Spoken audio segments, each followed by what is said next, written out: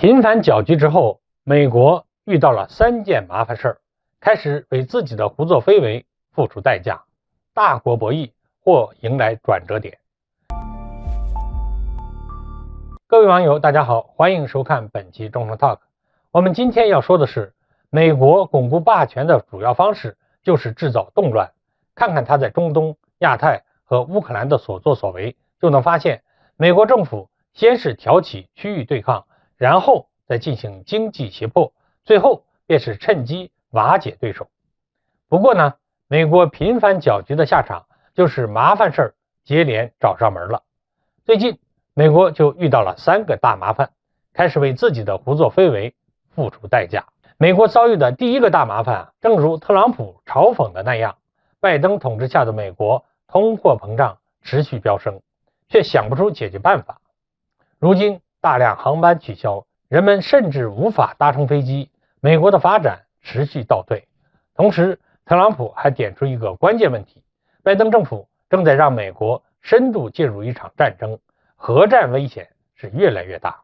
虽然特朗普的话很大概率是在打击拜登政府，但他说的这些内容却是所有人都无法否定的事实。由于沉迷于全球霸主地位无法自拔，美国正逐渐走下坡路。尽管美国统治阶级在努力维持自己的霸主地位，但是当今世界已经不存在真正的霸权国家了。从拉美地区不愿意再任美国欲取欲夺就能看出，美国的影响力是大不如从前。拜登在去年试图通过举办美洲峰会重新确立在美洲的主导地位，却没想到拉美国家集体不买账，不仅全体抵制，甚至还打算绕过美国单独召开美洲峰会。西方媒体将此事称为美国在外交上的重大失败。还有去年的美国和东盟峰会也可以说是以失败告终。值得一提的是，如今越来越多的国家开始出现去美元化浪潮，这说明美元霸权体系也出现了动摇。美国遇到的第2个大麻烦就是美国封锁中国的岛链计划出现问题。要知道台湾地区被美国视作第一岛链的重要支点，而解放军早就具有突破第一岛链封锁的能力了。元旦期间我军出动了24架次军机，4艘次军舰执行了任务，其中有15架次军机穿越了所谓的海峡中线。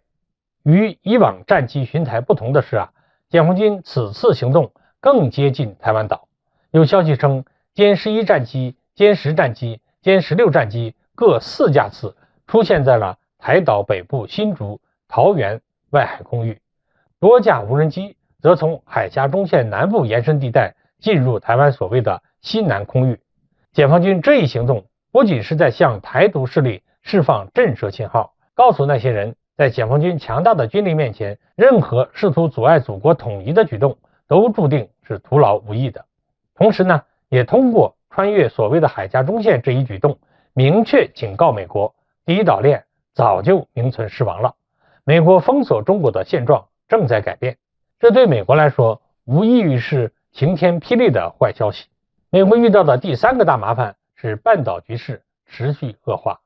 有消息称半岛北方计划几何级数般扩充核武器库，而且该国曾于2022年的最后一天对可携带核弹头的大型火箭炮进行了性能验收试射，并大获成功。看到这一场景估计美国要感到不妙了。不仅驻韩美军将直接面临威胁，而且如果按照这一趋势持续发展下去，很可能会刺激韩国进一步向美国寻求部署核武器。而如此一来呢，半岛紧张局势不仅会持续升级，还可能会引发难以收拾的局面。最终凸显的仍旧是美国政府对半岛政策的无能和不负责任，为美国徒增骂名。总而言之失败的国家走向衰落，胜利的国家走向崛起，这是历史的规律。如果美国持续搅乱这天下局势，那么美国独霸天下的时代很可能会被他自己给作没了。到那时，大国之间的博弈和竞争也将会迎来各自的转折点。好，各位网友，我们今天的话题就聊到这儿，欢迎大家留言讨论，我们下期再见。